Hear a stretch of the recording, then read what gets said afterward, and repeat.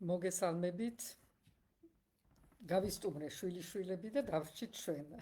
ასე რომ დღესაც მზად ვარ რომ ისევე აღვადგინოთ ჩვენი ყოველკვირეული შეხვედრები და ვუპასუხოთ თქვენ კითხვებს. პირველ რიგში მინდა მაინც მოგილოცოთ ფერისცვალება და როგორც ყველა ალბათ დღეს ვისურვო რომ ამ ქვეყანას მალე ფერი ეცვალოს და დაუბრუნდეს თავის ფერს. დავიწყებ პირველი TikTok კითხვით. პატიმარ ექს-პრემიერ ღარიბაშვილსა და ქართული ოცნების ლიდერებს შორის ციხიდან დაწყებული ამ დაპირისპირებების ფონზე როგორ აფასებთ მმართველი გუნდის შიგნით არსებულ კრიზისს და ხედავთ თუ არა პოლიტიკური ანგარიშწორების ნიშნებს? ყველაფერს ვხედავ.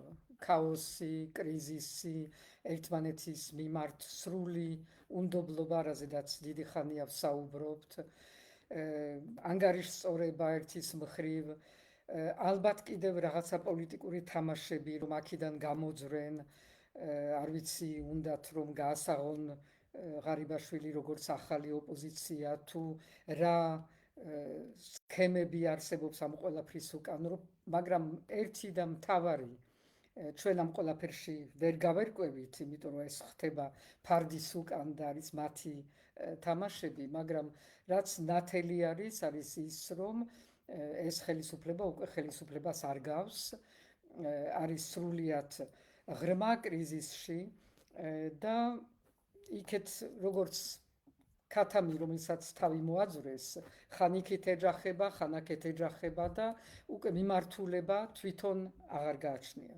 სამწუხაროდ, მათ თუ არ გააჩნიათ მიმართულება, სამწუხაროდ რუსეთს თავისი მიმართულება აქვს და აგრძელებს და მისი ჰიბრიდული სტრატეგია კიდევ უფრო ამ ფონზე უფრო ადვილად ძლიერდება. თქვენი აზრით, გამოიყენება თუ არა ჰუმანიტარული საწვავი სანქცირებული რუსული ბაზრის მოსამარაგებლად? რუსული სამხედროების მოსამარაგებლად, რადგან იქვე არის აფხაზეთში არის სამხედრო ბაზა, ძალიან სერიოზული რუსული სამხედრო ბაზა და იმას ამარაგებენ. მე მესმის ჩვენი ტერიტორია არის, ჩვენი მოსახლეობა და მესმის ის რომ შეიძლება სწორი იყოს რომ ჩვენ ხელი გავუწიოთ ამ მოსახლეობას და დავეხმაროთ, როცა უკიდურეს მდგომარეობაში იმყოფება. მაგრამ თუ ამას ვაკეთებთ, მაშინ უნდა ვიცოდეთ რას ვაკეთებთ. ესე იგი, ეს ბენზინი უნდა იყოს ჩვენს მიერ დარიგებული, უნდა მიდიოდეს მოქალაქეებამდე, ამაში უნდა ვიყოთ დარწმუნებული, უნდა კონტროლი გქონდეს და ეს უნდა იყოს ერთ-ერთი ფორმა, რითაც ჩვენ აღვადგენთ ერთ ნაწილ კონტროლს იმ ტერიტორიაზე და მოსახლეობასაც ეს წოდინება, რომ ჩვენ მას ვეხმარებით და არა ისე უგზო-უკლოდ დავარიგოთ ბენზინი, რომელიც აშკარად დღეს ამ მდგომარეობაში მიდის პირდაპირ რუსულ ბაზისთვის და რუსულ სამხედროებისთვის და მერე სად კიდევ არავინ არ ვიცით და არანაირი კონტროლი ან სურვილი კონტროლის არ გააჩნია ამ მთავრობას. თეთრი სახლის ანგარიში საქართველოს ჩინეთის მიერ ამერიკული ტარიფების გვერდის ავლის საქმეში მოხდა. რა საფრთხეს უქმნის ეს ვაშინგტონთან ჩვენ სტრატეგიულ პარტნიორობას? რა სტრატეგიულ პარტნიორობაზე საუბრობთ დღეს? არანაირი სტრატეგიული პარტნიორობა აღარ არსებობს კარგი ხანია. ჩვენ ვითვლებით ყველა ჩვენი პარტნიორებისთვის, როგორც ქვეყანა, რომელიც არის დღეს რუსული გავლენის ქვეშ, რომელიც ყოველდღიურად სხვადასხვა კუთხით, სხვადასხვა ფორმით უფრო და უფრო ჩნდება რუსეთის გავლენის ქვეშ. და ამიტომ ლაპარაკი სტრატეგიულ პარტნიორობაზე, რომელიც სხვათა შორის გაუქმა ამერიკამ, გითხრა რომ აღარ არსებობს და გადაიტანა სომხეთზე, დღეს არის აბსურდი. ეს არ ნიშნავს, რომ ამის აღდგენა შეუძლებელი იყოს ხვალ, როგორც ევროპასთან ურთიერთობების აღდგენა არ არის შეუძლებელი. ეს ყველაფერი ჩვენზე არის დამოკიდებული, ჩვენ თუ შევძლებთ რომ ჩვენი მდგომარეობა შევცვალოთ, რომ ჩვენ დაუბრუნდეთ ჩვენ გზას, რომ ჩვენ ეს მთავრობა გავისტუმროთ და დავიბრუნოთ ისეთი მთავრობა, რომელიც იქნება ღირსეული და შეძლებს სწორედ რომ აღადგინოს ჩვენ ნამდვილ პარტნიორებთან ის ურთიერთობები, რომელიც ქვეყნის ინტერესებში დგას, იდგა მუდამ და იდგება ხვალაც. Rodemde უნდა გვატყუან სასკოლო ფორმების 4-ჯერ გაძვირებული ფასით ყიდულობთ ბავშვებისთვის. ხედავთ თუ არა ამაში კორუფციის ნიშნებსო? არა, კორუფცია ამ შემთხვევაში ალბათ არის, იმიტომ რომ ყველაფერში არის აქ მიუღებელი ის არის, რომ რატომ უნდა შეიკეროს ფორმები, თუ ფორმები საჭირო არის, რატომ უნდა შეიკეროს ჩინეთში, ნუ თუ სამკერვალოები აღარ არის საქართველოში, ნუ თუ არ გვინდა რომ ხელი გაუწოდოთ სწორედ იმ დაწესებულებს კომპანიებს, რომლებიც სადაც მუშაობენ ქართველები და შეიძლება ამითი მაინც ვიღაცას დავეხმაროთ. რატომ არ უნდა იყოს ეს თავისუფალი არჩევანი მშობლების, რომ როგორი ფორმა მივცეთ მოდელი და ყველამ შეიკეროს, ბევრს შეუძლია ჯერ კიდევ თვითონ შეიკეროს ფორმა და მე მახსოვს ჩემი ბავშვობიდან, ახალგაზრდობიდან, რომ ეს იყო ფორმა მიღებული ევროპაში, რომ თუ საჯარო სკოლაში ფორმა იყო, ასევე არჩევანი მშობლების იყო, რომ თვითონ შეეკერათ ან სადმე ეყიდათ და ყოველ შემთხვევაში არა უცხო ქვეყანაში და არა, ეხლა კიდევ მე სხვა საკითხი არის, რა ხარისხის სინთეტიური ფორმები, რამდენად არის მისაღები, თუნდაც ჯანმრთელობის და უსაფრთხოების კუთხით ესეც გასარკვევი არის. ასე რომ მე მშობლებს მოუწოდებდი, რომ ამაზე არ დახუჭოთ თვალი და კიდევ ერთხელ არ შეეგუოთ ყველაფერს, რასაც გეუბნებიან, რასაც გთხოვენ და რისთვისაც კიდევ ერთხელ გემუქრებიან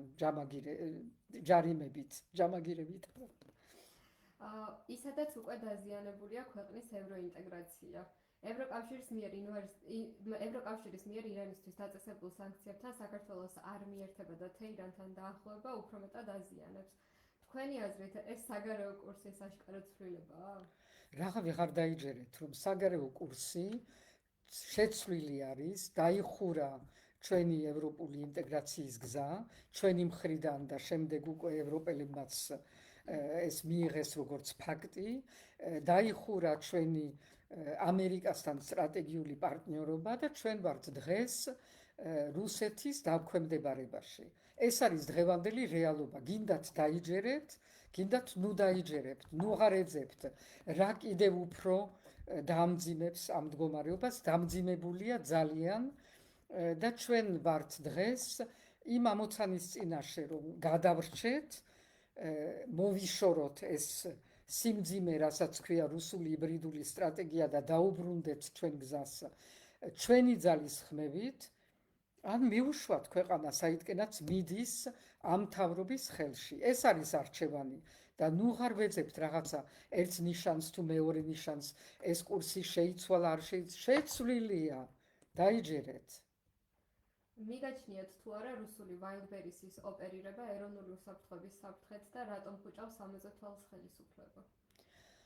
ეროვნული უსაფრთხოების კუთხით Wildberry არ არის ის გადამწყვეტი ფაქტი, მაგრამ ეს არის უფრო მაჩვენებელი ჩვენი მდგომარეობის, მოსახლეობის მდგომარეობის, როცა ვიღაცეები იმ დროს, როცა უკრაინა სწორედ ბომბავს Wildberry-ის საწყობებს რუსეთში და ამითი აჩვენებს, რომ ეს Wildberry არის ჩართული ამ ომში და ამ სტრატეგიულ საკითხებში, ამ დროს ჩვენთან, როცა ადამიანები ან ხმარობენ Wildberry-ს და ყიდულობენ Wildberry-ის მეშვეობით, ან და კიდევ უფრო უარესი, მათ რეკლამებში იღებენ მონაწილეობას, როგორც ვიღაცები ვნახეთ, ვიღაც მოცეკვავები და ვიღაც ვითომც პატრიოტები, რომლებიც ფულის გულისთვის მზად არიან, რომ რეკლამა გაუკეთონ რუსულ Wildberry-ს, როცა ჩვენ გვაქვს ძალიან ბევრი სხვა ალტერნატივები, სად შეიძლება რომ შევუკვეთოთ ის, რაც აქ არის შოება, ან გვინდა რომ უფრო იაფად, ამას ბევრად ჯობია ჩინეთი, ბევრად ჯობია ამაზონი. და ეს არჩევანი როცა გაქვს ქვეყანაში, რატო უნდა მიმართო რუსულ Wildberry-ს, ან Wildberry რო ქვია, გონია რომ რუსული არ არის? შემდეგი შეკითხვა არის ლამზირა აბულაძესი, ქალბატონ ლამზირას აინტერესებს, არსებობს თუ არა დასავლურ კურსზე დაბრუნების რაიმე რეალური შანსი ამ ხელისუფლების პირობებში? ამ ხელისუფლების პირობებში არსებობს 0 შანსი, რომ დაუბრუნდეთ ჩვენ დასავლურ კურსს, ევროპულ კურსს და საერთოდ რომ ქვეყანა შევინარჩუნოთ. მაკა კრავიშვილის კითხვით გავაგრძელებ, რომელიც ეხება პოლიტიკურ არასტაბილურობას ქვეყანაში. ქალბატონი მაკა კითხულობს, რომ დასავლური სანქციების ფონზე, ლარის გაუფასურების ფონზე და ინვესტიციების შემცირების ფონზე რამდენად მძიმე დაისახება ეს გრძელვადიანი კრიზისი ყოველდღიურ სოციალურ ყოფაზე, სამუშაო ადგილებზე, ინფლაციაზე და სოციალურ მდგომარეობაზე. რა მდგომარეობაზე ვლაპარაკობთ და როგორ უნდა აისახოს უფრო მძიმედ კიდევ? ჩვენ ვხედავთ, რომ ქვეყანაში ხან დენიქრება და არავინ გვეუბნება რა მოხდა, რაზე არის ეს დამოკიდებული, ან რა ზომები არის მიღებული იმისთვის, რომ ეს აღარ მოხდეს.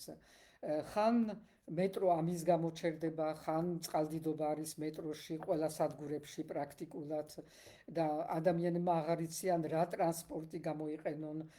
ქალაქი არის სრულიად პარალიზებული და ეს არის შუა ზაფხული, ის ყველაზე პრინციპში ცარიელი პერიოდი ქალაქისთვის.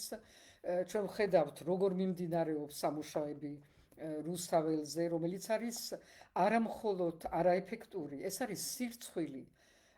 ამ დროს დადიან ტურისტები ჩვენ ქალაქში და ხედავენ თუ რა ძველი ტექნიკით, ესე იგი ჩვენ აქ კიდევ ერთხელ არის კორუფცია, მცდელობა რომ მაქსიმალურად ფული გააკეთო და არ გამოიყენო არანაირი ახალი ტექნიკა, რომელიც უფრო ძვირიჯდება, არანაირი უსაფრთხოება მოქალაქეებისთვის, ვინც დადის რუსთაველის რაც ტროტუარებიდან არის დარჩენილი, იქ არ ვიცი ჯარიმები კიდევ იქნება თუ არ იქნება, იმიტომ ტროტუარი პრაქტიკულად აღარ არის.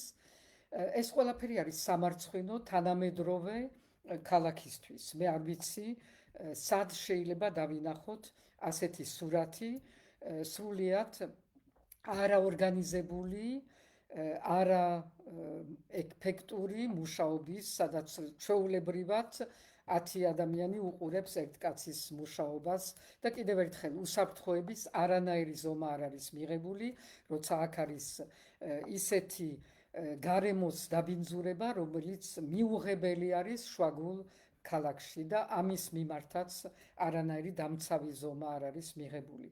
ანუ ეს არის ჩვენი ყოფითი მდგომარეობა, რა ეკონომიკაზე ვსაუბრობთ დღეს.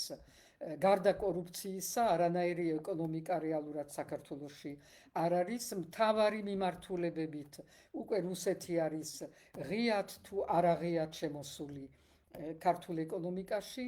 ჩვენი ეკონომიკური ურთიერთობები სხვა ქვეყნებთან მიდის ქვემოთ და ქვემოთ. ის რაც იყო წინა პერიოდში მიღწეული, რომ ევროკავშირი გამختارიყო ჩვენი პირველი სავაჭრო პარტნიორი თურქეთის წინ, დღეს უკვე ეს ყველაფერი უკან და უკან მიდის. ის მიღწევები, რაც ქონდა საქართველოს და რაც არის დღეს, თვალსაჩინოდ ჩანს სომხეთში, თუ რა მოაქვს ევროკავშირთან ურთიერთობას, დასავლეთთან ურთიერთობას ძალიან მოკლე დროში. რა დახმარებები, რა ახალი დინამიკა, რა ახალი ენერგია. ჩადით ახლოს არის და ნახეთ, რა შეიძლება ყოფილიყო საქართველოში, კიდევ უფრო, იმიტომ რომ ჩვენ უფრო ადრე დაწყებული ქონდა ეს გზა და რა არის დღეს ჩვენი მდგომარეობა და რა არის დღეს სომხეთში მდგომარეობა. შეადარეთ, ადვილი არის და სხვათა შორის ომი არ გინდა არ არსებობს, იმიტომ არც ომი არ არის, მშვიდობა არის ბევრად მეტად და მეტი ვიდრე ჩვენთან. ეს მშვიდობა არ არის, რაც დღეს ჩვენ გვაქვს ქვეყანაში, ეს არის სრული არასტაბილური და არამშვიდობიანი რეალობა, რისთანაც ჩვენ გვაქვს საქმე დღეს. დასავლეთი ახსენეთ და ქალბატონი ქეთიაშვილის კითხვით გავაგრძელებ. ქალბატონს საინტერესებს ნატო სამიტთან დაკავშირებით. საქართველოს ზედიზედ მეორედ ჩამოაშორეს ნატო სამიტის დღის წესრიგს. აჩენს ეს კითხვას, კარგავს თუ არა ქვეყანა უსაფრთხოების გარანტიებს დასავლეთისგან?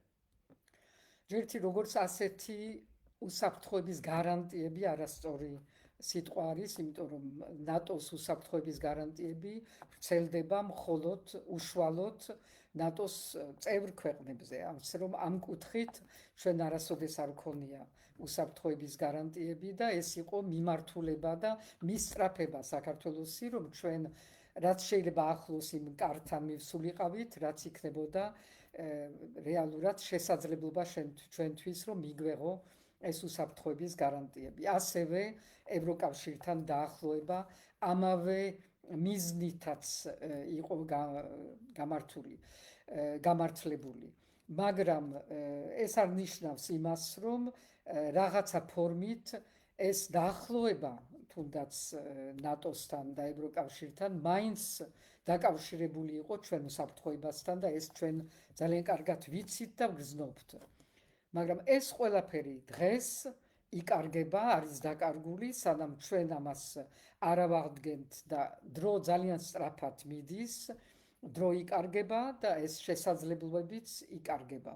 ჩვენზე არის დამოკიდებული და არავინ გარეთ სხვაზე, რომ ჩვენ დავიბრუნოთ ეს მომავალი.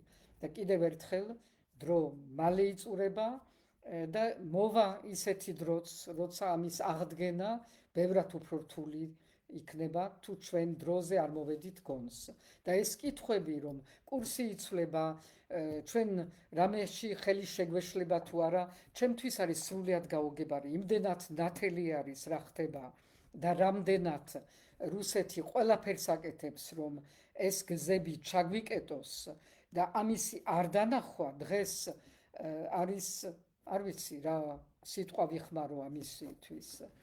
ცლუნგობა რო არის, ფაქტი არის, მაგრამ კიდევ უარესი არის, იმიტომ ეს არის ქვეყნის მომავლის ჩვენივე ხელით დაკარგვა.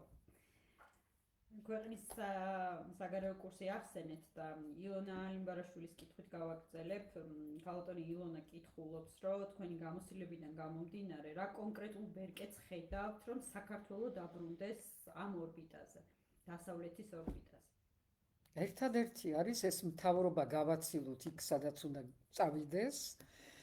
რუსეთიც შევაკავოთ, მისი ჰიბრიდული სტრატეგია შევაკავოთ და დაუბრუნდეთ იმ გზას ძალიან სწრაფად, მაგრამ ეს ნიშნავს, რომ ჩვენ შიგნით უნდა მივხვდეთ რა გვაქვს გასაკეთებელი, რა სწრაფი რეფორმები გვაქვს ჩასატარებელი, როგორ უნდა დავიბრუნოთ პირველ რიგში და ეს არის ყველაზე მნიშვნელოვანი ჩვენივე სასამართლო და ჩვენივე ეკონომიკა.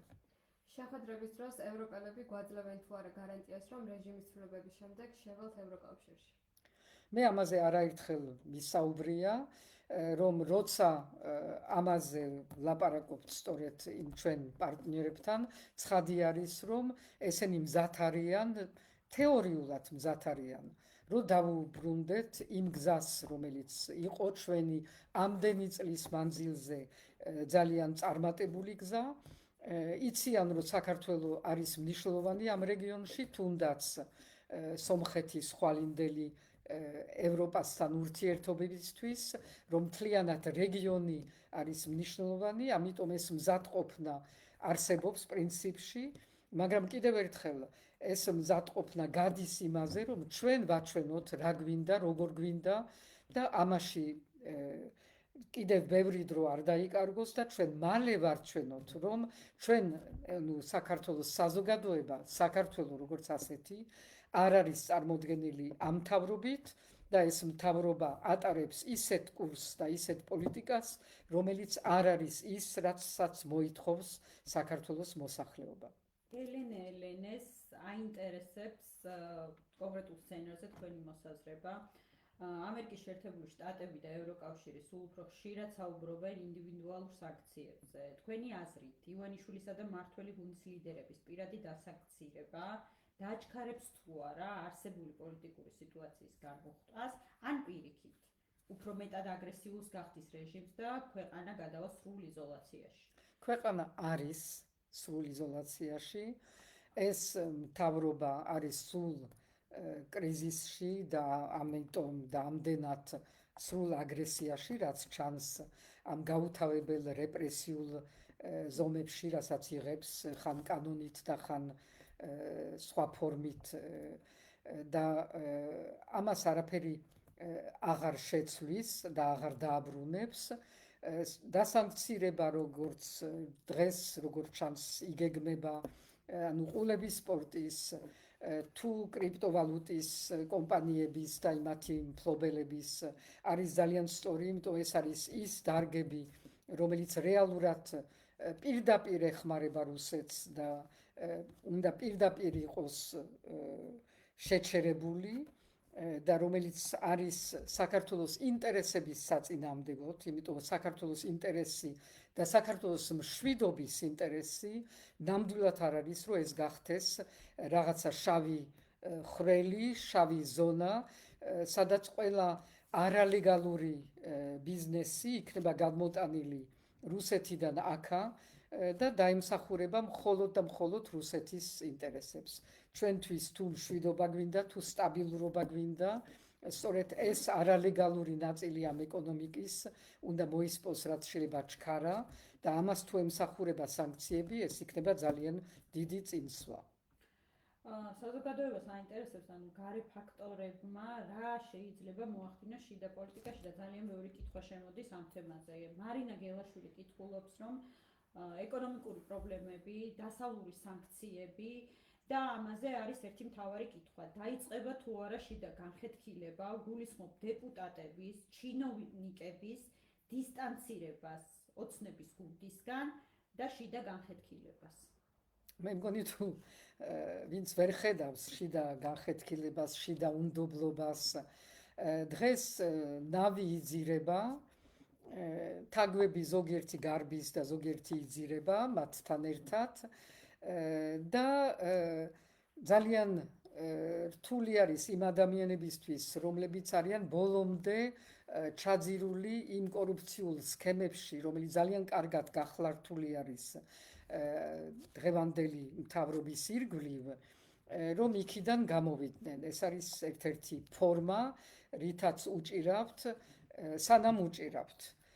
და ამიტომ ეს გარე ფაქტორებზე ნაკლებად არის დამოკიდებული, ეს არის შიდა ფაქტორი, გარე ფაქტორი, რომელიც ყველაზე უფრო მოქმედებს ალბათ საქართველოზე, ეს არის უკრაინის ომი და უკრაინის წარმატება ამ ბოლო პერიოდში, რომელიც ასუსტებს ძალიან ძლიერად რუსეთს და ეს ყველაფერში ჩანს.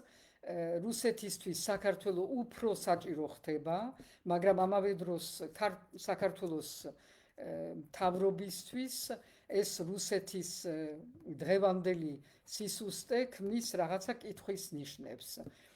და დარწმუნებული ვარ, რომ არის კიდევ ერთი კრიზისი და კითხვის ნიშნები ყველაზე მაღალ სფეროში ამ ხელისუფლების, რომელიც დაკავშირებული არის იმასთან, არის თუ არა ალტერნატიული გეგმა რუსეთის, ალტერნატიული ჯგუფები, რომელიცაც ამზადებენ იმისთვის, რომ შეცვალონ დღევანდელი ხელისუფლება, თუ ის რაღაცნაირად იმდენად დასუსტება, რომ ვერ იქნება ის საყრდენი, რომელიც ჭირდება რუსეთს. ანუ ძალიან ბევრი კითხვის ნიშნებია და ეს ალბათ ძალიან სერიოზულად ძირს უთხრის დღევანდელ მთავრობას და მის ირგვლივ შექმნილ ვითარებას. რუსეთის თემას გავაგრძელებ. ეკა გიორგაძე კითხულობს, თქვენ არაერთხელ აღნიშნეთ, რომ რუსეთი ქვეყანას შიგნიდან ინსტიტუტების დასუსტებით იპყრობს. თქვენი აზრით, რომელი სახელმწიფო უწყებაა დღეს ყველაზე მეტად მოწყვლადი კრემლის ჰიბრიდული ომის წინაშე? მე დაგიბრუნებთ კითხვას, რომელი სახელმწიფო უწყება არსებობს დღეს, რომელსაც შენარჩუნებული აქვს თავისი დამოუკიდებულება და მოუკიდებლობა. არც ერთი უწყება, არც ერთი ინსტიტუტი ამ ქვეყანაში დღეს აღარ არის დამოუკიდებელი და ეს არის ყველაზე ტრაგიკული, ვიტყოდი, სახელმწიფოს მხრიდან, რომ სახელმწიფო, რომელიც უნდა ეყრდნობოდეს დამოუკიდებელ ინსტიტუტებს და აღარ ჩამოვთვლი სასამართლო, პარლამენტი, ეკონომიკა, ეკლესია, ანუ არც ერთი აღარ არის სრულიად დამოუკიდებელი იმ გავლენებისგან, რომელიც ვრცელდება ან ღიად, ან ფარულად და ამიტომ ჩვენი სამუშაო არის შიგნით და კიდევ ერთხელ ვიტყვი, რომ სასწრაფო სამუშაო, რომ ჩვენ დავიბრუნოთ ეს ქვეყანა, დავიბრუნოთ სახელმწიფო და დავიბრუნოთ ეს ინსტიტუტები. აქვე კითხავთ მაშინ ჯემალი ნინოაშვილი კითხულობს, რა არის დღეს რუსეთის გამომდინარე ყველაზე მნიშვნელოვანი რისკი საქართველოსთვის? ის რომ ჩამოშალა სახელმწიფოებრიობა, ამას არ ჭირდება სამხედრო აგრესია და სამხედრო შემოჭრა ქვეყანაში, არც ომი, ეს ხდება ფარულად, მიმართულად. ამაში ჰიბრიდულ ომს გულისხმობ? ჰიბრიდული ომი და ჩვენ ვხედავთ უკვე შედეგებს ამ ჰიბრიდული ომის, სადაც ჩვენ აღარ ვმართავთ ჩვენ ეკონომიკას, სადაც ჩვენი ეკონომიკა არ პასუხობს საქართველოს ინტერესებს, სადაც პოლიტიკა არ პასუხობს საზოგადოების ინტერესებს, სადაც ჩვენ არც საზღვარი არა გვაქვს დაცული, სადაც დღეს ამბობენ, რომ არ ვიცი რამდენი ათასი რუსი შემოდის ყოველდღიურად, იმიტომ რომ რუსეთში საფრთხე არის კიდევ ახალი სამხედრო გამოწვევის და ამას ამიტომ აქეთკენ გადმოდიან. რეალურად ჩვენ არაფერს აღარ ვაკონტროლებთ და ვართ სრულიად რაღაცა კლანების, კორუფციული კლანების, რომელიც თვითონ არიან რუსეთის სრულ გავლენის ქვეშ. აქვე გავაგრძელოთ მაშინ ბოლო დღეებში განვითარებული მთავარი თემა. გიული რეხვიაშვილი კითხულობს, რამდენად მოსალოდნელია გეორგიევსკის ტრაქტატი 2 და რა საფრთხეების შემცველია ის განცხადებები, რომელიც გვესმის ეს 2 დღე? აღარ ჭირდებათ მეორე ტრაქტატი. აგერ არის რეალობა, რომელიც არის, არ ვიცი, უდრის ტრაქტატს, ის რეალობა, რომელშიც ვცხოვრობთ. დღევანდელ დღეს ეს არ გადის რაღაცა ახალ დოკუმენტებზე და დოკუმენტების ხელმოწერაზე. ეს უფრო არის ფსიქოლოგიური კიდევ ერთი შემოტევა ჩვენ საზოგადოებაზე, რომ აი ამასაც გაგიკეთებთ. გაკეთებული აქვთ ეს უკვე რეალურად რუსეთი არის შემოჭრილი იმ დონეზე, რა დონეზედაც შემოიჭრა შემდეგ გეორგის ტრაქტატის შემდგომ 1801 წელს, ასე რომ გვაშინებენ ამითი, მაგრამ ამავე დროს შევშინდეთ იმითი, რომ ეს რეალობა არის ჩვენ წინ, ჩვენ გვინდა რომ არ დავინახოთ, ბევრს უნდა რომ არ დაინახოს, ვითომც ეს არ არსებობს და შეიძლება რომ ისე გავაგრძელოთ ცხოვრება, ვითომც და არაფერი, ეს არის ყველაზე დიდი საფრთხე, მე ვიტყოდი, ეს არის ჩვენ თვითონ ჩვენი თავის მოტყუება იმისთვის, რომ ჩვენ არაფერი არ გავაკეთოთ. თუ შენ არ ხედავ ამ რეალობას, მაშინ არაფერი არ გევალება. თუ დაინახავ რეალობას, მაშინ შენ გევალება, რომ დაიწყო მოქმედება. და ეს მოქმედება ნიშნავს, რომ ძალიან სწრაფად უნდა გამოიკვეთოს ალტერნატივა პოლიტიკური, ნამდვილი პოლიტიკური ალტერნატივა, არა რაღაცა ოპოზიციები, რომელიც იმაში არიან დღეს გართული ერთმანეთის ლანძღვაში და ვითომც ქვეყანას არ ემუქრებოდეს, ეს ძალიან დიდი საფრთხე, რომელიც არის რუსული ჰიბრიდული ომი. ამის გარდა, ამის იქით არ არის არანაირი უფრო დიდი საფრთხე. არანაირი პოლიტიკური თუ სოციალური თუ ეკონომიკური ცალკეული საკითხი, რომელიც ამაზე უფრო მეტად მოითხოვს ჩვენ ერთობას და ყურადღებას. ამას თუ არ მივხედავთ, ვერაფერს სხვას ვერ მივხედავთ. ამას თუ მივხედავთ, მაშინ ყველაფრის მიხედვის დროც მოვა. ცოტნე ნახუცრიშვილს აქვს ამ თემაზე უფრო დეტალური შეკითხვები და აინტერესებს ამ თემაზე საუბრის დაწყება ნიშნავს თუ არა იმას, რომ ისინი ოფიციალურად აპირებენ თქვან უარი ევროკავშირში გაწევრიანებაზე და ასევე კითხულობს, რომ რა უნდა დაუპირისპიროთ ამ ყველაფერს და როგორ შეიძლება გამოიღვიძოს მასამ ამ ყველაფრის მერე. მასას გამოღვიძება ერთი რამეა, მე მგონი გამოღვიძება ითხოვს იმას, რომ ჩვენ დავინახოთ, კიდევ ერთხელ გავიმეორებ, ის რეალობა, რომელშიც ვართ და არ დავხუჭოთ თვალები. არ ვეცადოთ რომ რაღაცა ვარდისფერ სათვალებით უყუროთ ამ მდგომარეობას, თუმცა ძალიან ბევრს აღარ აქვს ვარდისფერი სათვალები, იმიტომ ყოველდღიურობა იმდენად დამძიმდა, რომ გარდა ისინი როგორც მოროშკინები არიან და სეირნობენ სადღაც ევროპაში და იქ თევზს ჭამენ თურმე, გარდა ამათი რაღაცა სეირნობები, დანარჩენი საზოგადოება საქართველოში ცხოვრობს ძალიან მძიმე პირობებში. ასე რომ ეს პირობები ნათელი არის, დღეს გვინდა დანახვა იმისი, ვინ დგას ამ პირობების უკან. რატომ ხდება ეს რაც ხდება და პასუხი ამაზე უნდა იყოს ნათელი. ეს არის რუსეთი შემოყვანილი ამ მთავრობის მიერ. და ამას არ ჭირდება არც ტრაქტატი ახალი, არც ახალი კიდევ რაღაცა მოლაპარაკება თუ ეს ხდება ყოველდღიურად. და ამიტომ რაღაცა სხვას ნუველოდებით რომ კიდევ უფრო ნათელი გახდება. არის ნათელი თუ კი გვინდა რომ დავინახოთ. თუ არ გვინდა ჩვენ თვითონ ვიმკით ამის შედეგებს. ქეთევან გიგუაშვილი, დღეს ხელისუფლების შეცვლის რეალური გზა რომელია? არჩევნები, ხანგრძლივი მშვიდობიანი პროტესტი, საერთაშორისო ზეწოლა, თუ სამივეს ერთობლიობა?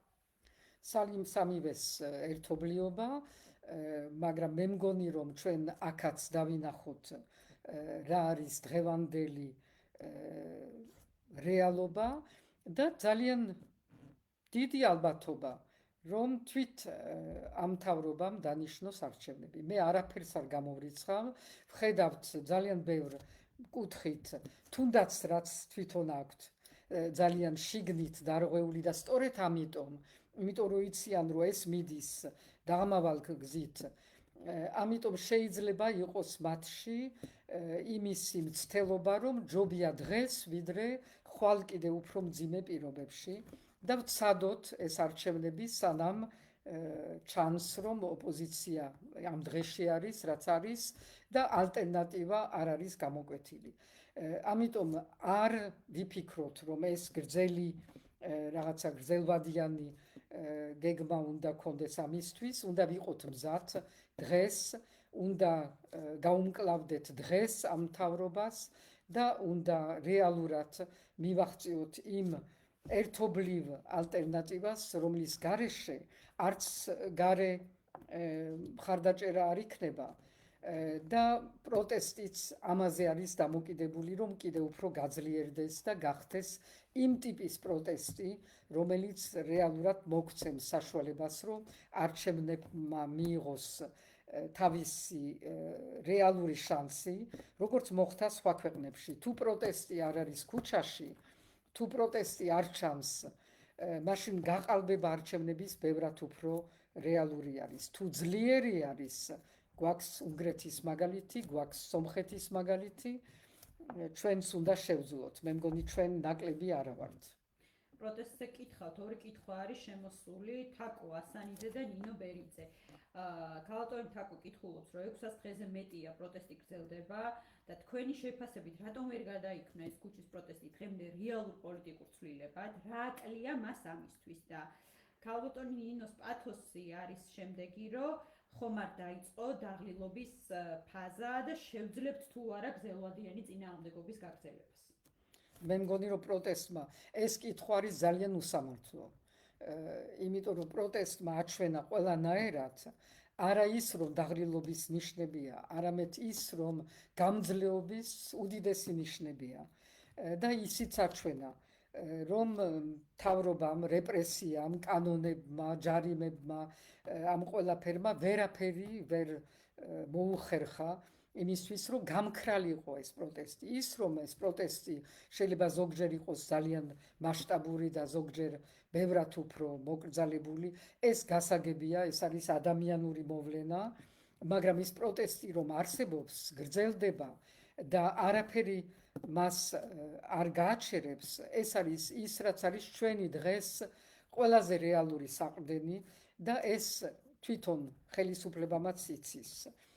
ამ საყრდენზე უნდა აშენდეს ეს პოლიტიკური ალტერნატივა. ეს მზადდება, არის პროცესი, რომელსაც ბევრი რამე ხელს უშლის მთავრობიდან და არანაკლებად ოპოზიციიდან ზოგჯერ, მაგრამ ამისი გაგება ყველგან ნელ-ნელა ძლიერდება, რომ ჩვენ უნდა ერთად მივუდგეთ ამ საკითხს და ეს გაერთიანება საზოგადოების პირველ რიგში, რომელიც აიძულებს ასევე პოლიტიკურ სპექტრს, რომ ისიც გაერთიანდეს, იმიტომ რომ სხვა გამოსავალი დღეს არ არის. მერე მოვა სხვა პერიოდი, როცა ისევე ჩვენი რაღაცა განსხვავებული ხედვების დრო მოვა, მაგრამ დღეს არის ერთი ამოცანა და ერთი მტერი. ამ ამოცანის და ამ მტერის წინააღმდეგ ყველამ ვიცით, რომ მხოლოდ ერთობა შეიძლება გაიმარჯვოს. გამარჯვების გზად 2028 წლის არჩევნები გესახებათ? ან მანამდე არ ვიცი. მე არა ვარ წინასწარმეტყველი, მე ვიცი ერთი რამე, რომ დრო იწურება, რომ ჩვენი მზადყოფნის დრო მოდის, რომ ეს სექტემბერი, ოქტომბერი იქნება ძალიან გადამწყვეტი ბევრი კუთხით, რომ არ უნდა ავიტანოთ ყველაფერი. უნდა მივხვდეთ, რომ მორჩა მეტი შემგუებლობა და მეტი დათმობები არ შეიძლება და ეს არის საზოგადოების გამოწვევა რეალურად. ვანცაკარელის კითხვა არის შიდა პოლიტიკასთან დაკავშირებით და ასევე ამ არასტაბილურ პროგნოზებთან. თქვენ თავად იყავით ხელისუფლებაში და იცით როგორ მუშაობს სახელმწიფო სისტემა. დღევანდელი ვითარება რომ არა როგორც ოპოზიციონერი ან ყოფილი პრეზიდენტი, არამედ უბრალოდ როგორც პოლიტიკური სტრატეგია უყურებდეთ შორიდან. სად ხედავთ დღეს ქართული ოცნების ყველაზე სუსტ წერტილს და სად უშვებს ოპოზიცია ყველაზე დიდ შეცდომას? ყველაზე სუსტი წერტილი არის საზოგადოება, იმიტომ რომ ვერაფრით ვერ შემოიგუა მთლიანად საზოგადოება, ვერ დააჯერა ქართული ოცნების სუსტი წერტილი. და ოპოზიციის სუსტი წერტილი ის არის, რომ ვერ დაუთმო საზოგადოებას ასპარეზი, რომელზედაც რეალურად არის საზოგადოება, იმიტომ პროტესტი არის საზოგადოება და არა პოლიტიკური პარტიების მიერ მართული და სადაც საზოგადოება იბრძვის ქვეყნის გადასარჩენად, იქ პოლიტიკურ პარტიებმა უნდა დაეხმარონ საზოგადოებას და არა სადონრო თვითონ მართონ დღეს ეს პროცესი, იმიტომ რომ კიდევ ერთხელ ერთად პოლიტიკური პარტიებისგან მართული პროცესი არ გამოდის, ერთობა საზოგადოებასთან ერთად გამოდის. ამიტომ ეს დათმობა უნდა მოხდეს იმისთვის, რომ ხვალ გავიმარჯვოთ და ხვალ გაძლიერდეს ყველა საზოგადოებაც და პოლიტიკური პარტიებიც. ანდრია ონიაშვილი, თქვენი პრეზიდენტობის გამოცდილებიდან სად გადის ზღვარი აფხაზ მოსახლეობასთან ეკონომიკური ურთიერთობების სახალისებასა და ოკუპირებული ტერიტორიის ეკონომიკური ლეგიტიმაციის რისკს შორის? აქ ბენზინის საკითხი არის, ეს არ არის ეკონომიკური ლეგიტიმაცია, კიდევ ერთხელ გავიმეორებ ის, რაც ვთქვი, მე მგონი, რომ ჩვენი ვალდებულება თუ ვთვლით, რომ ეს არის და ვთვლით, რომ ეს არის ჩვენი ტერიტორია, ჩვენი სუვერენობა, ჩვენი მოსახლეობა, არის ის, რომ დავეხმაროთ. ერთ დროს იყო იგივე მანდარინები რო დარიგდა, მახსოვს, წელი არ მახსოვს. ასე რომ ეს შეიძლება, მაგრამ ეს უნდა იყოს როგორც ვეხმარებით ჯანდაცვის სფეროში, როცა გადმოყვავს ჩვენ მხარეს რუხის საავადმყოფოში და ასე შემდეგ. ეს არის ქვეყნის პასუხისგებლობა თავის მოსახლეობის წინაშე. მაგრამ ეს უნდა ჩანდეს. შენ კი ისე არ უნდა ეხმარებოდე, რომ შენ რეალურად ასრულებ რუსეთის დავალებას იმისთვის, რომ მისი სამხედროებმა მიიღონ შენი ბენზინი, როცა მათ აღარ გააჩნიათ. შენ უნდა ისე ეხმარებოდე, რომ ეს ჩანდეს, რომ არის დახმარება მოსახლეობისთვის, შენს მიერ დარიგებული, შენი კონტროლის ქვეშ დარიგებული და ეს უნდა იყოს აღიარებული იქაური სეპარატისტული ვინც არიან, არ ვიცი რომ ეს არის ჩვენი კონტროლი, ჩვენი ნება და ჩვენი გაკეთებული საქმე ჩვენი მოსახლეობისთვის. მამუკა კაპანაძე კითხულობს, მოყვება თუ არა ღარიბაშვილის პოზიციას სხვა მაღალჩინოსნების დისტანცირება ივანიშვილისგან და ქართული ოცნებისგან. თქვენ როგორ აფასებთ მიმდინარე პროცესს? ეს არის სისტემის შიგნიდან დაწყებული რღვევა თუ ივანიშვილის მხრიდან საკუთარი გუნდის წევრების დაშინების მორიგი მცდელობა? ეს ყველაფერი არის რღვევის ერთ-ერთი ეტაპი ძალიან სერიოზული, ასევე ყოველთვის არის ამაში ამ დასჯებში დაშინების მომენტი. შეიძლება იყოს რაღაცა პოლიტიკური თამაშების გათვლა ასევე, მაგრამ ესეც უკვე სისუსტის ნიშანი არის. მაგრამ არავინ აღარ დარჩა, ვინ დარჩა მაღალჩინოსნებიდან, ვინც უნდა გადაუდგეს კიდევ ივანიშვილს, ვინ დარჩა, ვის შეიძლება თვითონ ენდოს, ვინ არიან ეს უცნობი ადამიანები. დღეს ყავს მის ირგვლივ ვიღაც სპორტსმენები, მომღერლები, რაღაცა გაურკვეველი ადამიანები, გინდათ პარლამენტში, გინდა პარლამენტის გარეთ. ყავს ერთი კალაძე, რომელსაც ვერ იშორებს, რაც არ უნდა უნდოდეს მისი მოშორება, იმიტომ რომ ეს ნიშნავს, რომ უნდა მაშინ დაიგეგმოს თბილისის არჩევნები და ეს არის ის, რაც ყველაზე ნაკლებად სურს ხელისუფლებას. სხვა არავინ არ არის. არანაირი ინტელექტუალური ძალა აღარ არის ამ პარტიაში, არანაირი ნდობა ერთმანეთის, მხოლოდ ფული არის, რომელიც კრავს ამ რაღაცა გუნდს, ტენდერები, რაღაცა ინტერესები, რაღაც კომპრომატები. ეს თუ არის ძლიერი გუნდი და ეს თუ არის მშვიდობა. გავაგრძელებ ამ თემას. ზურავ ელიჯანაშვილი შეკითხვა არის, რატომ უარყოფს კობახიძეს საფრთხეებს? მოქმედმა პრემიერმა ირაკლი კობახიძემ ღარიბაშვილის განცხადებას უწოდა გაუგებარი და აღნიშნა, რომ მისი უსაფრთხოება დაცულია. რას ცდილობს კობახიძე? ცდილობს თუ არა რეალურად მართველი გუნდი შიდა განხეთქილების მასშტაბების დამალვას და უარყოფას? აბარა. სხვა რა უნდა გააკეთოს, სხვა რაღა დარჩა მას, სანამ თვითონ მას გადააყენებენ, უნდა უარყოს ყველაფერი და ვითომც არაფერი ხდება, ყველაფერი კარგათაა. ეს არის მისი ერთადერთი დღევანდელი დანიშნულება, სხვას მე ვერ ვხედავ, სანამ ექნება ეს დანიშნულება. ონისე მერაბიშვილის შეკითხვა, ახლო აღმოსავლეთში მიმდინარე ომისა და ირანის გარშემო დაძაბულობის ფონზე რამდენად იზრდება საქართველოს სტრატეგიული მნიშვნელობა, როგორც ევროპისა და აზიის დამაკავშირებელი დერეფნის. შეუძლია თუ არა საქართველოს ამ კრიზისიდან გეოპოლიტიკური შესაძლებლობების შექმნა და გამოყენება? ეს დანიშნულება და ეს მნიშვნელობა არსებობს და იარსებებს, მაგრამ ძალიან საინტერესო არის, რომ ეს მთავრობა, რომელმაც უარი უთხრა ევროპას და ამერიკას და იზოლაციაში გადმოვიდა, რომ დადიან ამ ვიზიტებზე იმაში ხან ყაზახეთში, ხან თურქმენეთში, ხან ტაჯიკეთში და ასე შემდეგ, რისთვის დადიან თვითონ არ იციან, იმიტომ რომ ამ ქვეყნებს რეალურად მართლაც აინტერესებთ საქართველო როგორც სტრატეგიული დამაკავშირებელი, ოღონდ დამაკავშირებელი ევროპასთან. იზოლაციაში მყოფი საქართველო მათ ნამდვილად არ აინტერესებთ. შეიძლება მიიღონ, იმიტომ ეს არის აღმოსავლეთი და ზდილობიანი ქვეყნები და ზდილობიანი ტრადიციები, რომელიც მიიღებს 10-ჯერ ვერ ჩავიდეს ბოჭორიშვილი, 10-ჯერ მიიღებენ, მაგრამ მათი ინტერესი სწორედ არის ალტერნატივა რუსულ ხაზზე. და თუ ეს ალტერნატივა აღარ არის საქართველო, მაშინ საქართველოს ინტერესი მათთვის ქრება. და ამიტომ ეს ვიზიტები არის ძალიან ისეთი ჩვენთვის, მოსახლეობისთვის, რომ გვითხრან, რომ აი ჩვენს დავდივართ სადღაც და სადღაც გვიღებენ კიდევ, მაგრამ არა, არსად აღარ გვიღებენ, არსად არავის არ ვაინტერესებთ, სანამ ჩვენ ვართ პაიკი რუსეთის ხელში. TikTok-ზე Scorpion გვეკითხება ნიკნეიმით, რა სიტყვით წანისის ტყე პარკში რაც ხდება იმასთან დაკავშირებით? ეს არის ერთ-ერთი მაჩვენებელი იმისი, თუ ეს მთავრობა რას უკეთებს ქვეყანას და ეს ყველგან ჩანს.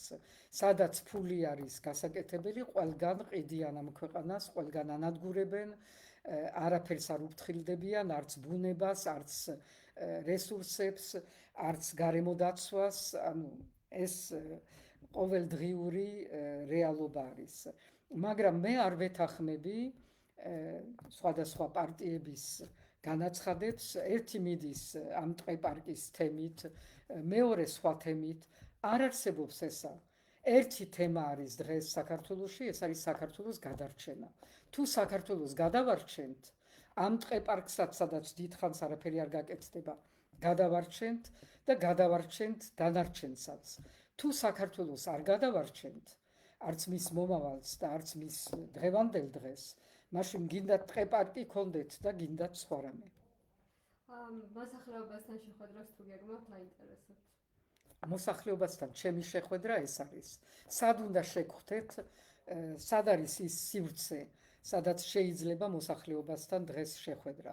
ეს სივრცე ღია არის, გეპატიჟებით, გიპასუხებთ ყველაფერზე, რამდენიც იქნება კითხვები, აქ ვარ ამ ზაფხულსაც და ვიყოთ ერთად და ვისაუბროთ, რამდენიც საჭირო იქნება, მე მგონი ეს არის აუცილებელი და თუ სადმე არის ჩემთან შეხვედრა კიდევ საჭირო, მითხარით სად, ძალიან მაინტერესებს. დღეისთვის ყველა კითხვა ამოწურულია. დღევანდელი ლაივი დამთავრდა. დიდი მადლობა.